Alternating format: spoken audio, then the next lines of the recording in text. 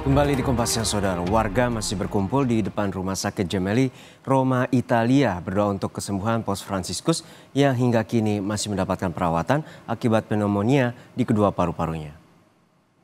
Warga dari kota Roma dan wilayah lain berkumpul dan meninggalkan lilin serta bunga di sekitar rumah sakit. Mereka berdoa bagi kesembuhan Sri Paus. Kantor Berita Vatikan pada Rabu sore menginformasikan kondisi Bapak Suci menunjukkan sedikit perbaikan dengan insufisiensi ginjal telah mereda.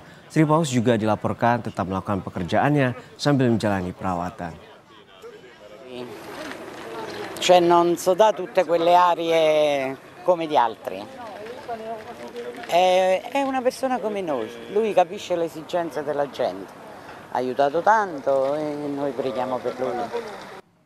Lalu bagaimana kondisi terkini di Vatikan? Kita bergabung dengan kontributor Kompas TV di Roma, Italia, Antonius Agnandito. Selamat siang, Anin, waktu Jakarta. Hingga saat ini memasuki hari ke-13 perawatan dari Paus Fransiskus. Dan apa yang dapat Anda laporkan dengan kondisi terkini dari Paus Fransiskus di sana? Ya, baik. Selamat siang, Juno. Ya, terkait kondisi terakhir Paus Fransiskus, memang sesuai seperti apa yang dikabarkan oleh kantor berita Vatikan, bahwa memang eh, berdasarkan info terakhir, kondisi Paus menunjukkan perkembangan yang sedikit lebih membaik dibanding hari-hari sebelumnya. Memang berdasarkan laporan terbaru dari Vatikan, Paus menjalani malamnya dengan tidak ada masalah, tidak ada penyakit atau serangan asma, serangan paru-paru yang berarti. Dan beliau masih terus menjalani terapi oksigen aliran tinggi. Terapi tidak ada mengalami krisis dalam 24 jam terakhir. Selain itu juga perlu mungkin bisa diinfokan lagi bahwa memang karena ini Paus sudah bisa mulai sedikit melanjutkan lagi pekerjaannya sehari-hari. Paus pada pagi hari kemarin telah menerima Ekaristi dan juga melanjutkan pekerjaan-pekerjaan yang cenderung ringan eh, dari ruangannya di rumah sakit. Baik. Selain itu juga berdasarkan info yang saya dapat dari berbicara dengan kolega-kolega saya di sini yang merupakan jurnalis langsung dari Vatikan News. Memang info yang saya dapat dari mereka secara langsung pun juga serupa. Memang Paus kondisinya sudah lebih membaik, tapi memang perlu ada beberapa hal-hal yang perlu ditekankan bahwa membaik bukan berarti 100% sembuh. Memang ada langkah-langkah pengawasan yang perlu terus dilanjutkan untuk memastikan kesehatan Paus terus berkembang. Jadi untuk saat ini Paus memang masih belum bisa keluar dari rumah sakit, tapi info yang saya dapat dan perkembangannya Paus sudah semakin lebih membaik. Begitu, Juno. Ya, Anin, untuk saat ini juga bagaimana dari umat Katolik di Roma maupun juga di Vatikan merespons kondisi kesehatan Paus Fransiskus terkini? Iya, baik. Jadi kalau misalkan kita mau ngomong respon umat Katolik di Roma dan di Vatikan juga terutama, setiap hari dari pengamatan saya yang saya lihat dari keliling di sini segala macam, memang masih banyak umat-umat Katolik yang datang ke lapangan Santo Petrus untuk berdoa langsung bagi kesembuhan Paus.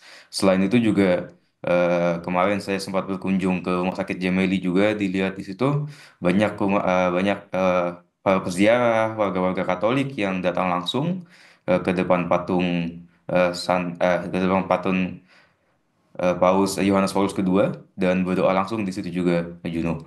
Eh, saya melihat banyak sekali warga-warga yang berasal dari seluruh dunia, bukan cuma dari Italia saja. Ada yang saya lihat kemarin dari Asia, dari Amerika Selatan dan sebagainya. Jadi memang ada rasa-rasa yang eh, rasa-rasa mungkin doa bersama, kebersamaan, kekhawatiran yang dirasakan oleh banyak warga Katolik dari seluruh dunia yang sehingga mereka juga datang ke Roma dan Vatikan untuk berdoa. Selain itu juga masih dilakukan terus ya, Juno, doa Rosario malam setiap jam 9 malam di sini di di Piazza Santo Pietro atau alun-alun Santo Petrus. Kemarin malam Rosarionya yang juga sempat saya hadiri secara singkat dipimpin oleh Kardinal Giovanni Battista Re. Jadi begitu Juno, setiap malam selalu didoakan. Juga selain itu juga banyak warga-warga Katolik yang datang berdoa. Oh, mungkin ada yang satu lagi yang menarik. Kemarin malam juga sempat dilakukan oleh warga negara Indonesia yang tinggal berada di Roma, yang Katolik, untuk kita juga melakukan doa bersama untuk Paus Fransiskus, untuk kesehatan Paus Fransiskus yang kita lakukan kemarin di Kedutaan Besar Republik Indonesia di Vatikan. Jadi begitu juga. Memang ada doa bersama dan semangat untuk selalu mengharapkan yang terbaik dan mendoakan untuk kesehatan Paus Fransiskus. Gitu. Ya, Anin, untuk saat ini juga Paus Fransiskus sebagai pimpinan Gereja Katolik sedunia, Paus Fransiskus juga sebagai kepala pemerintahan Vatikan. Lalu untuk saat ini bagaimana jalannya pemerintahan Vatikan selama Paus dirawat di rumah sakit? Baik, Juno, kalau misalnya secara teknis, memang selama Paus Fransiskus menjalani perawatan, eh, Menteri Luar Negeri Negara Vatikan atau Kardinal Pietro Parolin yang secara praktis adalah orang nomor 2 di Vatikan mengambil peran-peran penting dalam mengelola urusan sehari-hari pemerintahan Vatikan. Sebagai pejabat tinggi setelah Paus, Kardinal Parolin memiliki tanggung jawab atas administrasi dan hubungan diplomatik dan sebagainya. Jadi dalam situasi ini memang beliau memastikan operasional pemerintahan dan kegiatan gerejawi tetap berjalan lancar. Selain itu juga ada Kuria Romawi yang memainkan peran krusial dalam memastikan kelangsungan administrasi dan pelayanan gereja Katolik. Sebab Kuria Romawi sendiri adalah badan administratif dan birokrasi yang ada di Vatikan, yang membantu Paus untuk mengelola berbagai urusan gereja dan negara Vatikan. Selain itu, meskipun sekarang Paus sedang dirawat, Vatikan sendiri, negara Vatikan sendiri memiliki struktur administratif yang dirancang sedemikian rupa sehingga fungsi-fungsi yang penting dapat dilaksanakan oleh para pejabat yang telah ditunjuk. Jadi eh, kardinal yang memimpin Collegio Romanum tetap melakukan tugasnya sebagai itu. Kardinal yang memimpin mungkin untuk namanya maaf untuk dialog antar umat beragama tetap mengajukan hal itu.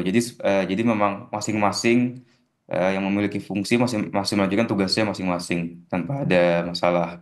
Jadi memang kongregasi Dewan Kepausan, Komisi Kepausan terus menjalankan tugas mereka sesuai mandat yang diberikan. Tapi memang perlu dicatat, dalam hukum kanonik saat ini tidak ada ketentuan khusus yang mengatur prosedur jika seorang paus menjadi tidak mampu untuk menjalankan tugasnya dalam jangka yang bukan permanen ya, karena sakit atau ketidakmampuan lainnya. Jadi memang tidak ada ketentuan khusus. Tapi untuk kasus Paus Fransiskus selama ini bisa kita lihat bahwa Kardinal Pietro Parolin yang adalah orang nomor duanya di Vatikan langsung.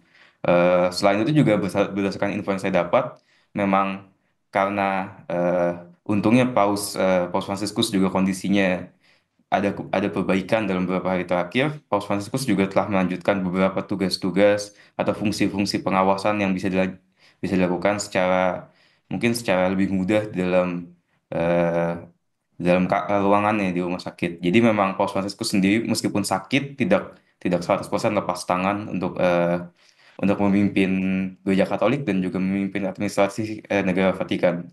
Begitu, Mas. Baik, Jadi kita Paus Fransiskus harapkan memberikan arahan.